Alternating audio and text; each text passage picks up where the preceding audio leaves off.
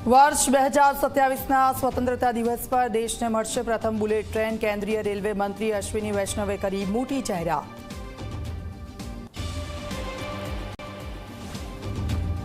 દક્ષિણ ગુજરાતના અમુક ભાગોમાં પડશે કમોસમી વરસાદ। વેસ્ટર્ન ડિસ્ટર્બન્સની અસરના લીધે માવઠું પડવાની હવામાન વિભાગની આગાહી। ગીર સોમનાથના વેરાવળ પંથકમાં કમોસમી વરસાદે ખેડૂતોની વધારી મુશ્કેલી। મોડી રાત્રે વરસેલા વરસાદથી ખેતરોમાં ઊભા પાકને નુકસાન થવાની ભીતિ। પાટણના અડિયા ગામે જમ્યા બાદ રૂપિયાની લેતી દેતી મામલે જૂથ અથડામણ। લઘુમતી સમાજના 7 લોકો સામે નામજોગ તો અન્ય 20ના ટોળા સામે ફરિયાદ દાખલ। ઘટનામાં 2 લોકો ઈજાગ્રસ્ત। કોંગ્રેસ અને આપના નેતાઓ પર સાંસદ ધવલ પટેલે કર્યા પ્રહાર। કોંગ્રેસમાંથી છેડો ફાડીને અનંત પટેલ આમ આદમી પાર્ટીમાં જોડાય તેવી વ્યક્ત કરી શક્યતા।